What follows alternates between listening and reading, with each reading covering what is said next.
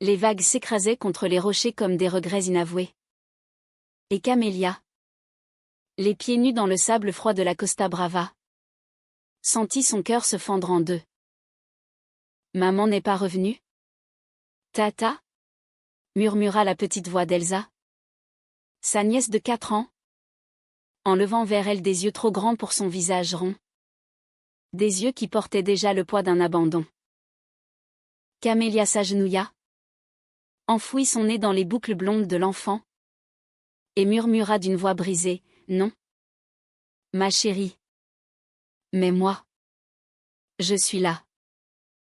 Toujours. » C'était une nuit d'été étouffante à Lloret de Mar. Cette petite ville catalane où les touristes venaient chercher l'oubli dans les bars bondés et les fêtes sur la plage. Mais pour Camélia, 23 ans à peine, l'oubli était un luxe qu'elle ne pouvait s'offrir. Elle était arrivée ici 3 ans plus tôt, fuyant la maison familiale à Barcelone. Un appartement étriqué où l'air puait le silence coupable et les regards fuyants. Sa sœur aînée, Lucia, avait sombré dans les abysses de la drogue après la naissance d'Elsa. Un bébé au cri strident qui rappelait à tous les erreurs du passé. Les parents de Camélia, ces ombres rigides imprégnées de la morale catholique espagnole, avaient choisi la discrétion, c'est une affaire de famille, disait-il, en fermant les portes sur le chaos. Mais quand Lucia avait disparu une nuit pluvieuse, emportant avec elle le peu de dignité qui restait, c'est Camélia qui avait hérité de l'enfant. Pas par choix héroïque, non par une force instinctive, viscérale, qui la liait à cette petite être plus qu'à sa propre chair. Les gens d'ici, à Lloret, la regardaient avec une curiosité mêlée de pitié. Une jeune femme seule, avec un enfant qui n'était pas le sien, travaillant comme serveuse dans un café en bord de mer pour payer les factures qui s'empilaient comme des dettes morales. Et puis, il y avait l'autre secret. Celui qu'elle gardait enfoui sous ses sourires forcés, elle aimait les femmes. Les courbes douces, les regards qui s'attardaient, les mains qui effleuraient sans promesse. À 23 ans, célibataire par nécessité plus que par vocation, Camélia n'avait connu que des amours fugaces, des nuits volées dans les ruelles sombres de Barcelone, avant que la responsabilité d'Elsa ne vienne tout balayer. Les hommes la draguaient au café, avec leurs blagues grasses et leurs invitations maladroites. Mais elle détournait les yeux, le cœur serré par un désir qu'elle ne pouvait nommer à voix haute. Pas ici. Pas dans cette Espagne encore frileuse des passions interdites, où les familles comme la sienne préféraient ignorer les filles qui n'aimaient pas comme il se devait.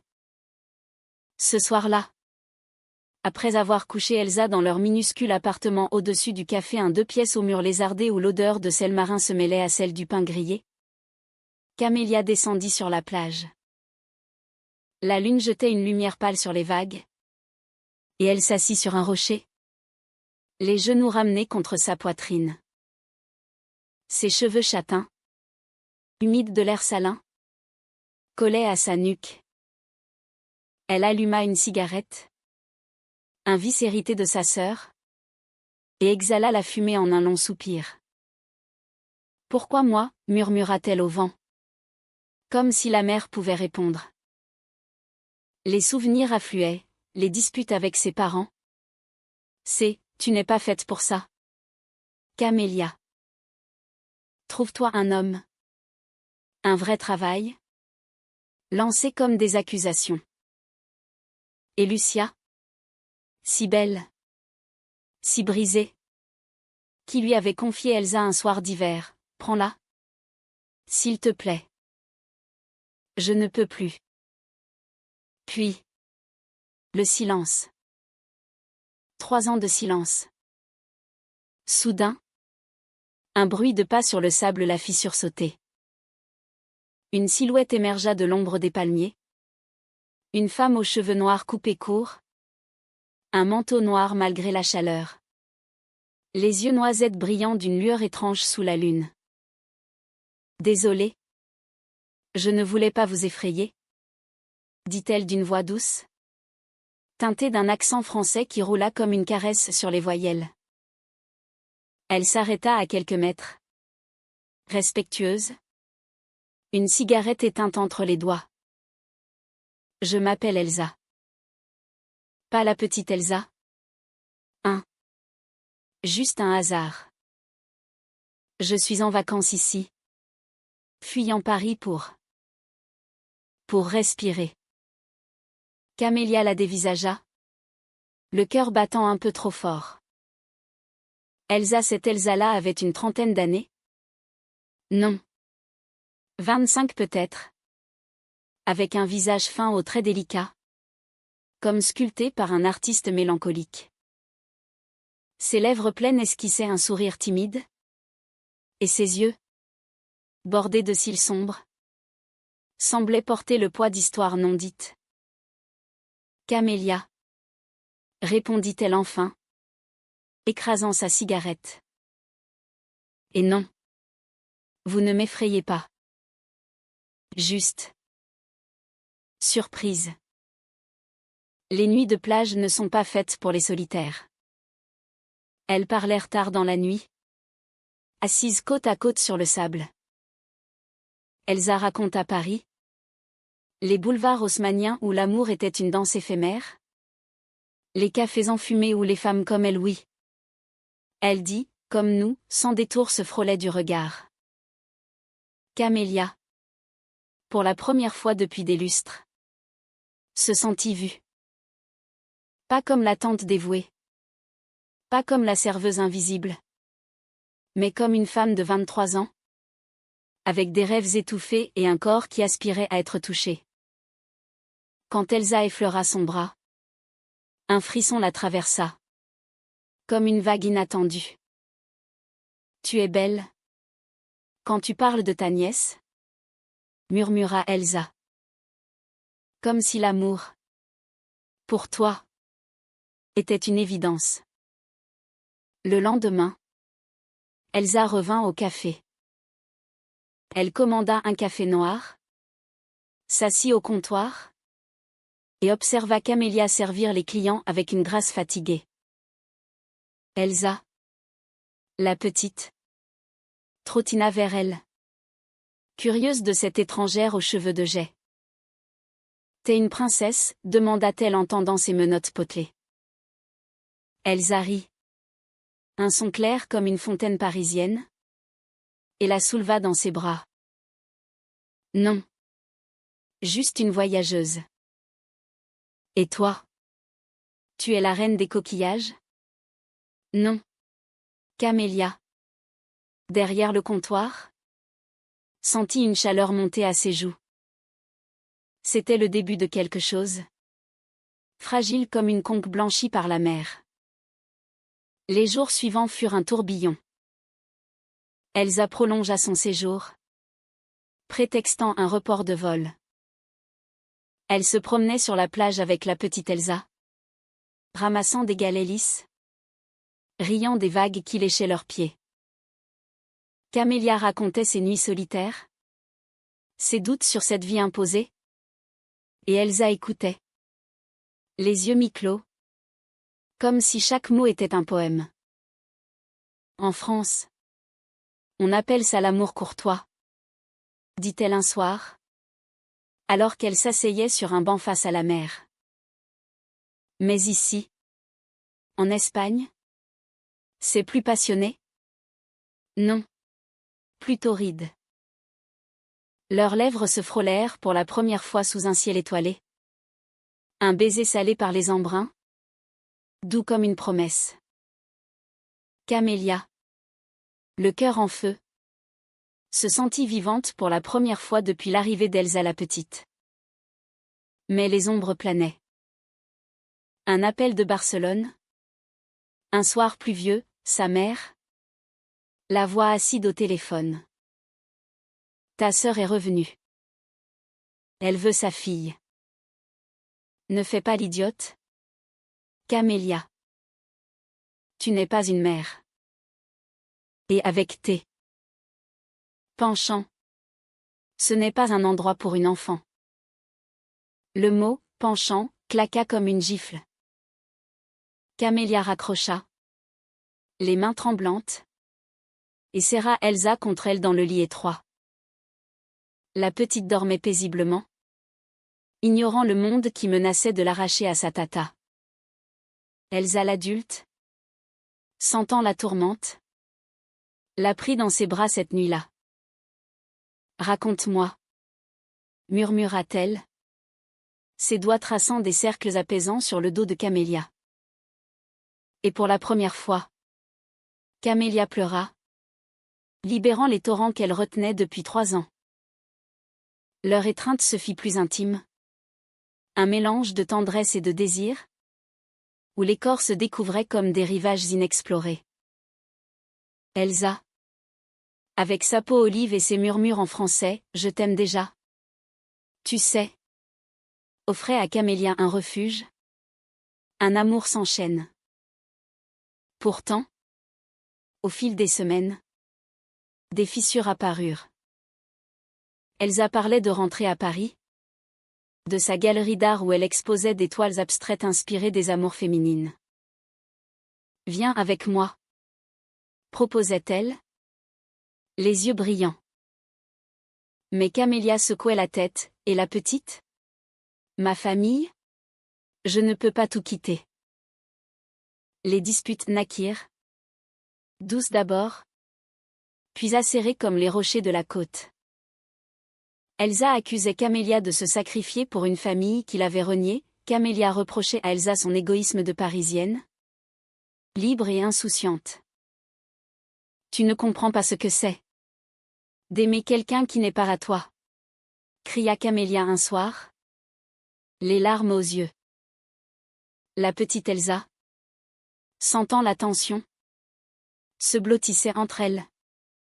Un poupon innocent au milieu de la tempête. Et dehors, la mer grondait, comme un présage.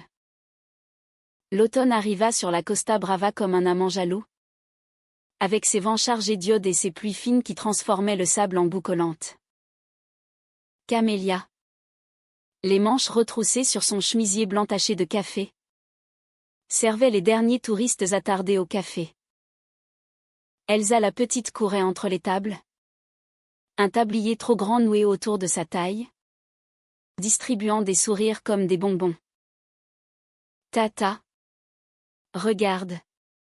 J'ai dessiné un cœur pour Elsa », s'exclama-t-elle en brandissant un papier froissé, couvert de crayons de couleur.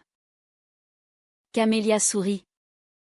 Mais son regard glissa vers la porte, où Elsa l'adulte se tenait, un parapluie dégoulinant à la main.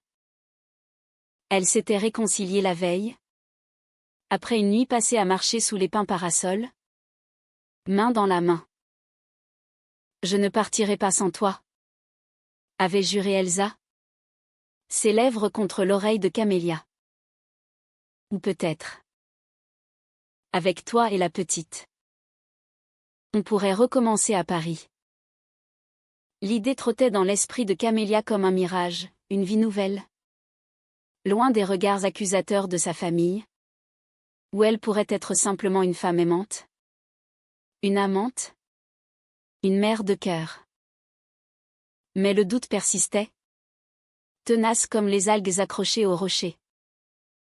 Ce jour-là, un homme entra dans le café.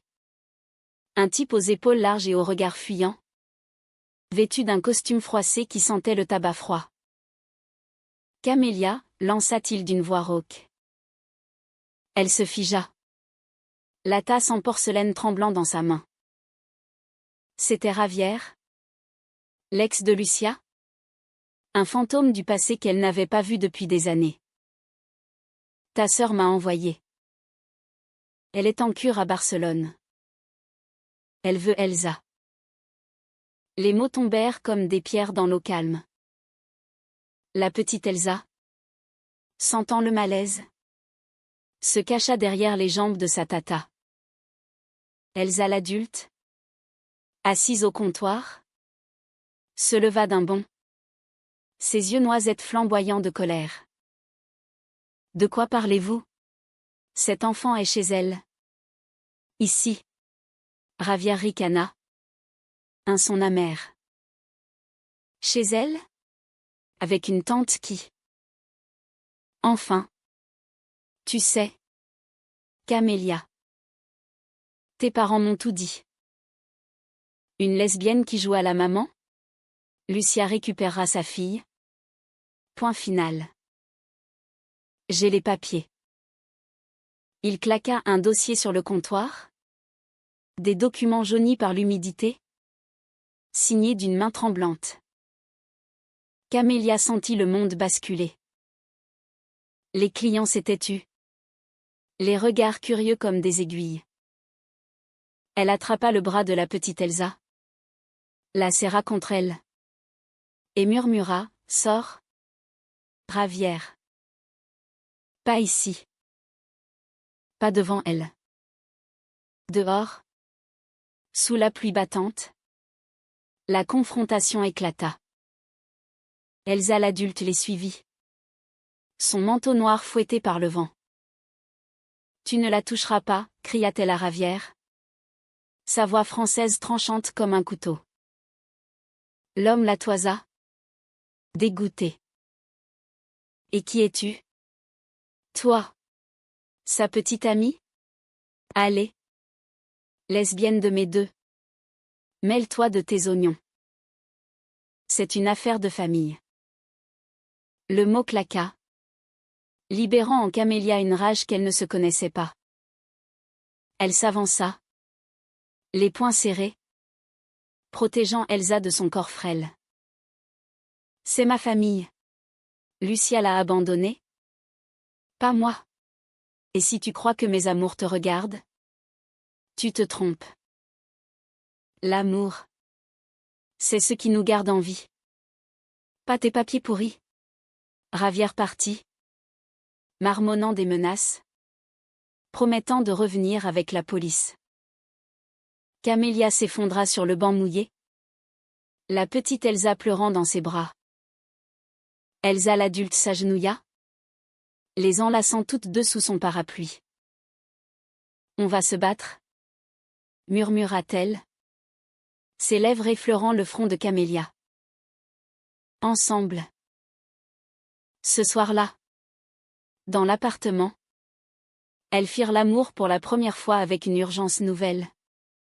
Comme si chaque caresse était un rempart contre le monde. Les corps enlacés. Camélia murmura contre la peau d'Elsa, « J'ai peur de te perdre. » Toi aussi. Elsa. Les yeux clos. Répondit, « L'amour vrai ne se perd pas. » Ils se conquièrent. Les jours suivants furent un kaléidoscope de démarches administratives et de nuits blanches. Camélia contacta un avocat gratuit à Girona. Une femme d'une quarantaine d'années aux lunettes sévères qui hocha la tête en écoutant son histoire. Vous avez élevé l'enfant pendant 3 ans. C'est un atout. Mais la famille biologique. C'est compliqué en Espagne. Et votre orientation? Les juges conservateurs n'aiment pas ça. Camélia ravala sa bile, se rappelant les soirées à Barcelone où ses parents l'avaient surprise avec une amante. Un scandale étouffé dans les murmures, ne dis rien à personne? C'est une phase. Elsa. Toujours là. L'accompagnait au rendez-vous. Tenant la main de la petite qui dessinait des familles improbables, Tata. Elsa grande. Et elle. Main dans la main sous un arc-en-ciel. Leur amour s'approfondit dans cette épreuve, devenant un refuge poétique, presque baudelairien dans sa mélancolie envoûtante. Elsa lisait à Camélia des extraits de Colette au coucher du soleil. Sa voix française enveloppant les mots comme un voile de soie, l'amour des femmes est un feu qui ne s'éteint pas. Elle dansait dans la cuisine minuscule. La petite Elsa riant aux éclats. Tandis que Camélia tournoyait. Sa robe blanche virevoltant comme une fleur sauvage. Mais sous cette idylle, la trahison couvait. Elsa recevait des appels de Paris. Des murmures qu'elle coupait court quand Camélia entrait dans la pièce. Juste le travail, disait-elle. Mais ses yeux fuyaient. Un soir d'octobre, la tempête éclata pour de bon. Ravière revint. Cette fois avec un policier en uniforme. Un homme bedonnant qui sentait le pastis.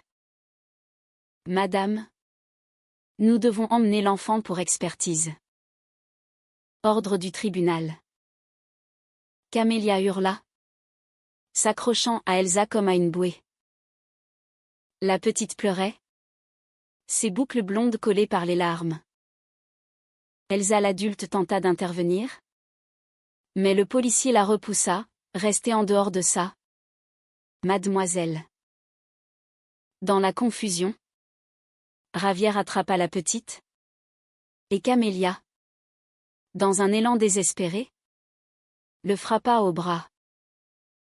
Ne la touchez pas. Le coup partit. Un geste instinctif. Et le chaos s'ensuivit, cris. Sirène au loin. Et Elsa emmenait, hurlante, dans la voiture. Camélia s'effondra sur le trottoir mouillé, le cœur en lambeaux. Elsa l'adulte la releva, la serrant fort. Je vais à Barcelone avec toi. On la récupère. Mais dans ses yeux, Camélia vit une ombre, un doute qu'elle n'avait pas remarqué avant. La nuit. Seule dans l'appartement vide, elle fouilla le téléphone d'Elsa, laissé sur la table. Les messages affluaient. Ma chérie. Reviens à Paris. Loret. C'est une parenthèse. On a notre vie ici. Signé d'une autre femme. Une amante parisienne. La trahison la frappa comme une lame. Elsa. Sa Elsa. N'était qu'une voyageuse de passage. Le vent hurlait dehors, emportant les illusions. Barcelone les accueillit sous un ciel plombé. Ses rues gothiques étroites comme des veines gonflées de secrets. Camélia et Elsa l'adulte, du moins prirent un train bondé. La main de Camélia crispée sur son sac contenant les quelques jouets d'Elsa la petite. On va la chercher, répétait-elle comme un mantra. Mais sa voix tremblait, érodée par la découverte de la nuit précédente. Elle n'avait rien dit. Pas encore, la douleur de la trahison se mêlait à celle de l'absence, formant un nœud gordien qu'elle n'osait défaire. À la clinique de désintoxication, Lucia les attendait dans un parloir au mur beige. Impersonnel. Sa sœur, autrefois une beauté flamboyante aux cheveux comme des flammes, n'était plus qu'une ombre, joues creuses, yeux injectés de sang, un tatouage fané sur l'avant-bras rappelant des nuits perdues. Camélia, murmura-t-elle en se levant, les bras tendus. Merci. Pour tout. J'ai compris. Elsa est à moi maintenant. Les mots étaient froids. Calculés. Comme appris par cœur auprès d'un avocat. Camélia recula. Le cœur cognant. À toi. Tu l'as laissé 3 ans. Chez Ravière. Qui la battait? Chez nos parents. Qui ferme les yeux? Non. Lucia. Elle est ma fille. Maintenant. Elsa intervint. Sa voix française tranchante. Où est l'enfant? Exigeait de la voir. Une infirmière apporta Elsa la petite. Somnolente. Un ours en peluche serré contre elle. La vue de sa nièce, ses boucles blondes emmêlées. Ses yeux gonflés de pleurs brisa Camélia. Elle s'agenouilla. Murmura, Tata est là. Ma puce. Mais Lucia s'interposa, arrachant l'enfant des bras de sa sœur. Assez. Tu n'es pas sa mère. T'es juste. Toi. Avec tes femmes. Tes lubies. Maman a raison, c'est pas un foyer. Ça. Les mots ravivèrent les plaies anciennes. Camélia se rappela les dîners familiaux. Les regards en coin quand elle rentrait tard. Tu devrais te marier? Avoir une vraie vie. Et maintenant? Cette trahison d'Elsa. Confirmée par un appel discret, la Parisienne répondant à sa maîtresse. Bientôt. Mon amour. C'est juste une aventure. Camélia.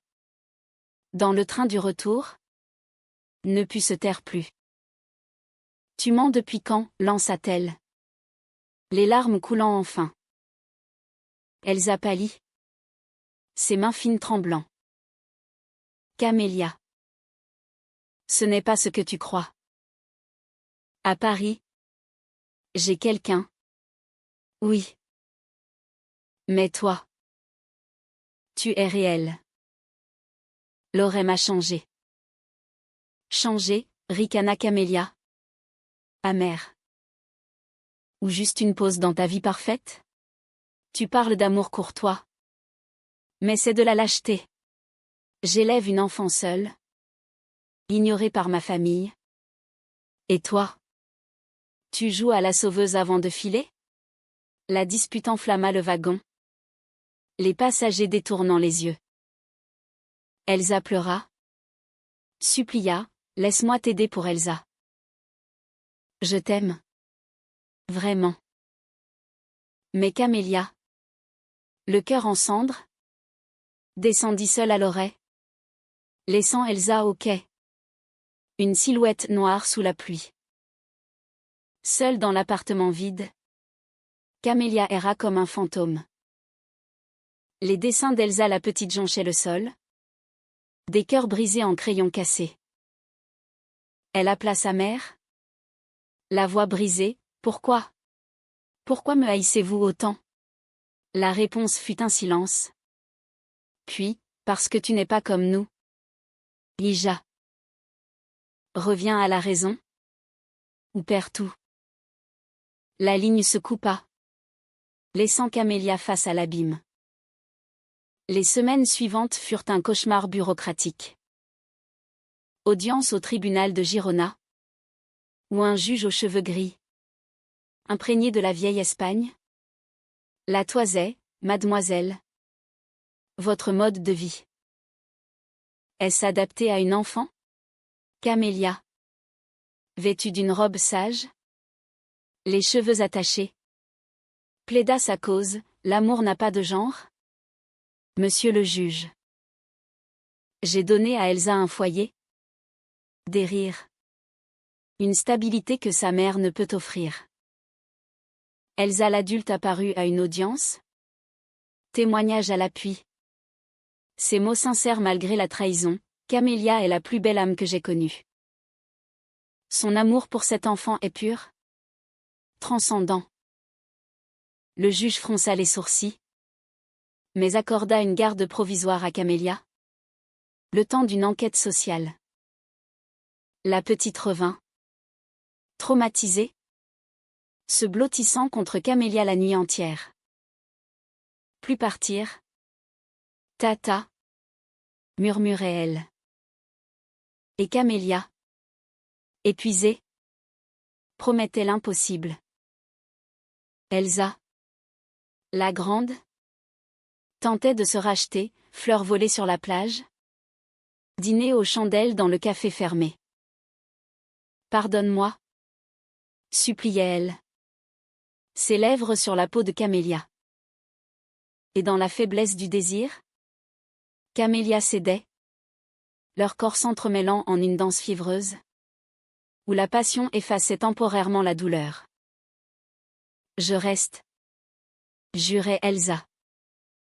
Pour de bon. Mais la trahison avait creusé un fossé.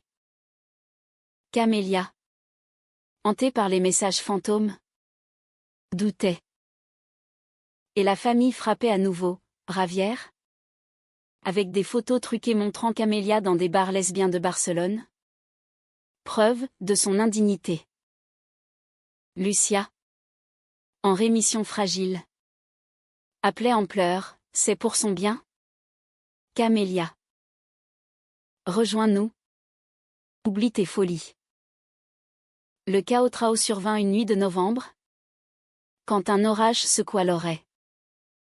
Camélia, veillant sur la petite endormie, entendit frapper à la porte. Elsa se tenait là, trempée, un billet de train froissé en main. Je pars demain.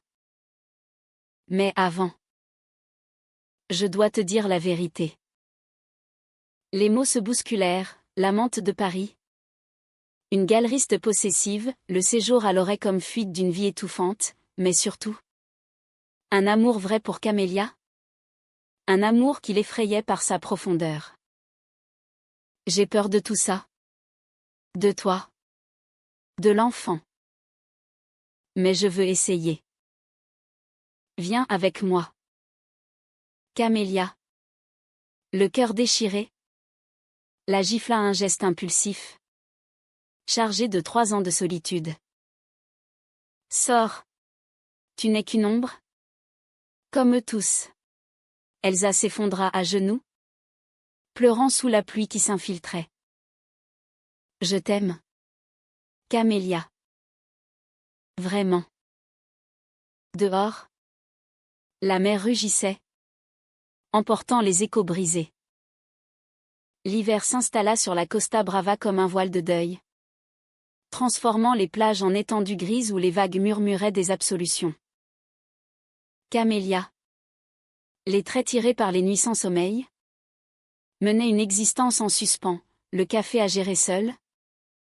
Elsa la petite à cajoler pour effacer les cauchemars de la clinique. Et le tribunal qui planait comme une épée de Damoclès. Elsa l'adulte avait disparu ce matin-là, laissant une lettre sur la table, pardonne ma faiblesse. Je reviens pour toi. Pour nous. Attends-moi. Mais Camélia, le papier froissé en boule, n'attendait plus. La trahison avait aiguisé sa résolution, elle se battrait seule. Pour l'enfant qui était sa lumière. Les audiences s'enchaînèrent. Un ballet judiciaire où les avocats dansaient sur des vérités fragiles. L'enquête sociale révéla la négligence de Lucia. Les absences de Ravière. Et le foyer chaleureux que Camélia avait bâti, école maternelle pour la petite. Amie du quartier qui témoignait de sa tendresse. Elle est une mère? Au sens le plus noble. Déclara une voisine. Une vieille Catalan aux yeux vifs. Même le juge, adouci par les dessins d'Elsa des familles arc-en-ciel où Tata tenait la main d'une femme aux cheveux noirs, inclina la balance. Le verdict tomba un matin de décembre. Sous un soleil timide, garde définitive à Camélia. Avec droit de visite limité pour la famille biologique. La nouvelle la frappa comme une vague de grâce. Elle courut sur la plage. La petite dans ses bras. Riant aux éclats tandis que les mouettes criaient leur approbation. On est libre. Ma chérie. Hurla-t-elle à la mer. Les larmes se mêlant au sel. Mais la joie était teintée d'amertume, où était Elsa? Les appels à Paris restaient sans réponse. Les messages envoyés comme des bouteilles à la mer. Camélia. Dans la solitude retrouvée. Se surprit à regretter, non pas la trahison, mais l'étincelle qu'Elsa avait rallumée en elle. L'amour, même imparfait, avait éveillé son corps, son âme, lui rappelant qu'elle était plus qu'une gardienne d'enfants, une femme aimante, désirante. Noël approcha. Et Laurey s'habilla de lumière, guirlande le long des rues pavées. Marchait aux odeurs de châtaignes grillées. Camélia emmena Elsa la petite à la foire, où elles mangèrent des churros saupoudrés de sucre, riant des jongleurs. Mais au milieu de la foule, un fantôme apparut, Lucia. Sobre depuis un mois. Les yeux baissés. Je voulais te voir. Pas pour reprendre Elsa. Juste. Pour dire merci. Et désolé. Les sœurs s'étreignirent sous les flocons rares. Un pardon fragile comme la neige catalane. Reviens quand tu veux. Murmura Camélia. Mais elle reste avec moi. Lucia hocha la tête. Un sourire tremblant, tu es plus forte que nous tous. Et pour tes amours, je m'en fiche. Sois heureuse. La famille. Lentement. Se fissurait, un appel de la mère. Laconique, on viendra pour Noël. Apporte la petite. Pas d'excuses. Mais un pas. Humanité dans la brèche. Le soir de Noël? Alors que Camélia bordait Elsa la petite avec une histoire de fée lesbienne, une invention joyeuse où les princesses s'embrassaient sous les étoiles, on frappa à la porte. Elsa se tenait là. Emmitouflée dans un manteau noir. Un bouquet de roses blanches à la main. Les yeux rougis par le voyage et les larmes. Je suis revenue, dit-elle simplement. La voix brisée. J'ai rompu. Paris n'était qu'un mirage. Toi. L'aurais. La petite. C'est ma réalité. Si tu me veux encore. Camélia. Le cœur en tumulte. La fit entrer. Elles parlèrent des heures. Assise sur le sol près du sapin clignotant. La petite dormant dans la pièce voisine. Elsa avoua tout, la peur de l'engagement. L'habitude d'une vie nomade. Mais surtout, l'amour qui l'avait terrassée. Tu m'as appris l'ancrage? Camélia. L'amour qui dure? Pas qui passe. Camélia. Touchée malgré la cicatrice. Murmura, pas de promesse. Juste. Essaie. Avec moi. Leur réconciliation fut lente. Tissée de gestes tendres, promenade sur la plage au lever du soleil. Où Elsa lisait du Verlaine à voix haute. Sa main dans celle de Camélia, dîner où la petite Elsa les appelait, mes deux mamans. Un titre conquis dans l'innocence. L'amour renaquit. Plus mature. Imprégné de la philosophie française que Elsa insufflait, tolérance. Passion contenue. Beauté dans l'imperfection. Elles firent l'amour sous les couvertures. Doucement. Comme une danse de vagues apaisées. Où chaque souffle était une déclaration. Au printemps. La famille vint, parents guindés au début. Mais fondant devant les rires d'Elsa la petite. On s'est trompé. Admit le père un soir. Une larme rare sur sa joue burinée. Lucia. En voie de guérison. Devint une tante occasionnelle. Apprenant à réparer. Camélia. 24 ans maintenant. Se tenait droite, lesbienne assumée.